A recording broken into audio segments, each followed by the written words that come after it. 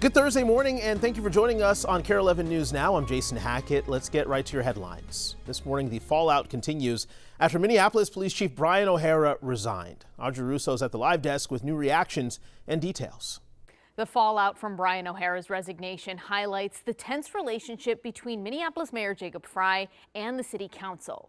The crux of the issue is whether Mayor Frey should have renominated O'Hara as police chief while the latter was actively under investigation.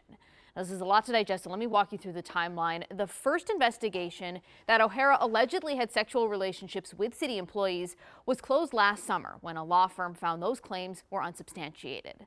A second investigation was ordered in December of 2025 when a whistleblower accused O'Hara of tampering with the first investigation.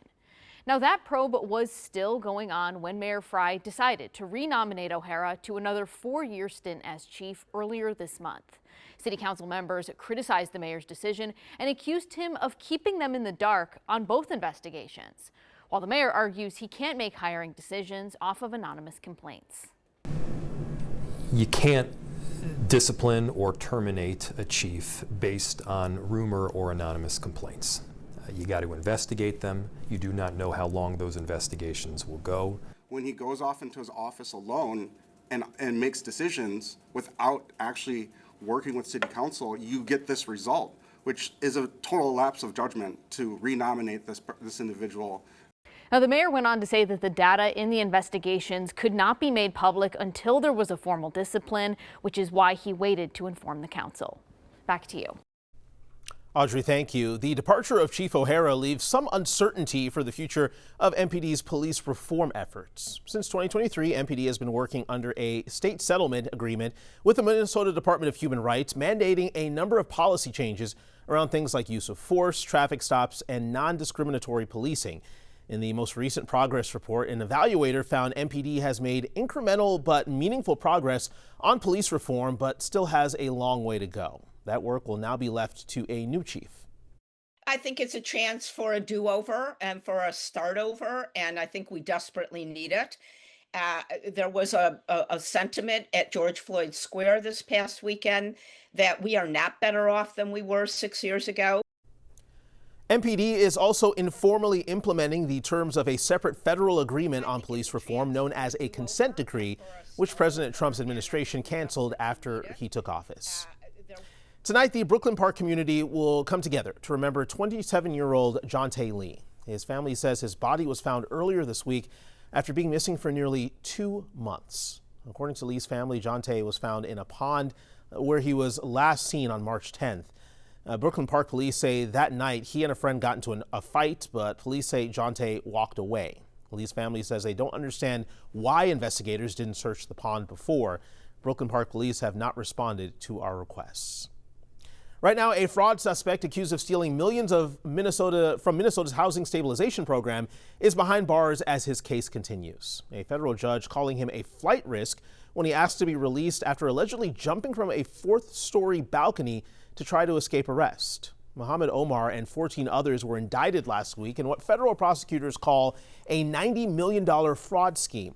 That's also when investigators revealed Omar allegedly tried to escape, showing surveillance video appearing to show Omar limping past security cameras afterward. He showed up to court in a wheelchair with a broken leg from that jump. Omar's case was first exposed in a Kare 11 investigation. A.J. Legault was at federal court, and he filed more information in his housing hustle investigation. You can find that at kare11.com/fraud. Just in this morning, Shakopee police have arrested a person in connection with a deadly shooting at an Eid prayer service. This happened just before 10 a.m. yesterday at Canterbury Park's event center. Take a listen to the dispatch radio audio minutes after that shooting happened. You are being requested by Alina to assist on a gunshot wound at Canterbury Park, 1100 Canterbury South. A party that was shot in the face. They're going to be at the Expo Center. According to a Facebook post, the prayer service was being hosted by the Samaha Islamic Center. A social media video posted minutes before the shooting shows hundreds of people. You see it right here in the event center. In a statement, Canterbury Park says the shooter and victim were both attending the service. Right now, we're tracking new strikes between the U.S. and Iran that are casting fresh doubt on a deal to end the war and reopen the critical Strait of Hormuz. President Trump, meantime, saying peace talks with Iran are ongoing, but the two sides have not agreed on a deal just yet. NBC's Alice Barr has the very latest from Washington.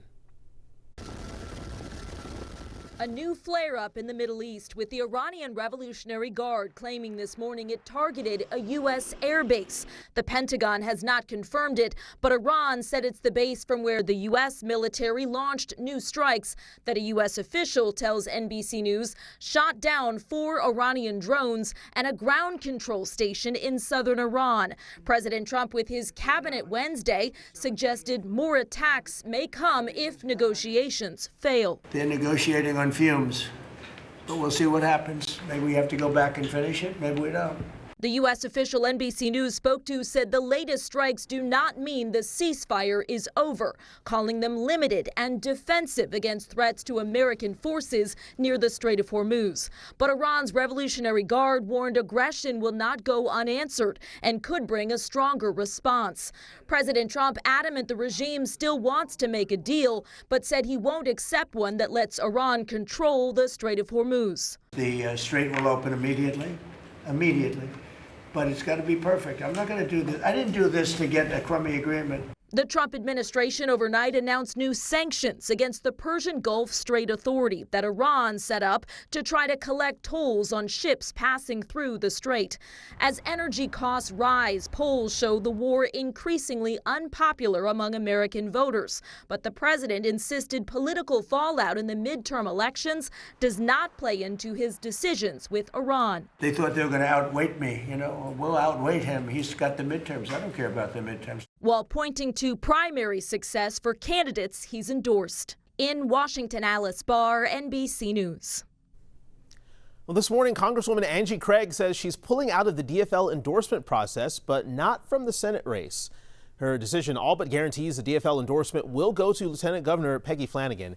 They're vying to be the Democratic candidate for Tina Smith's seat when she retires at the end of her term. Now, Craig says the endorsement process doesn't reflect the full scope of the DFL party. Flanagan responding here, though, saying if she can't face her own party, she isn't ready to face Republicans. Now, voters will get to have their say in the primary in August. In just a few hours, a brand new gaming lounge is opening at MSP, hoping to cater to a younger generation of travelers. Our Megan McPherson is there this morning, checking it out. This is the Portal Lounge. Look at this beautiful entrance. This is right on the corner of concourses C and D here in Terminal 1. If you come through the North Security Checkpoint, you take a right, you're going to find it. So let me take you inside. So to be able to get in here, there are a couple different ways. You can see our friend Glenn here. He'll check you in.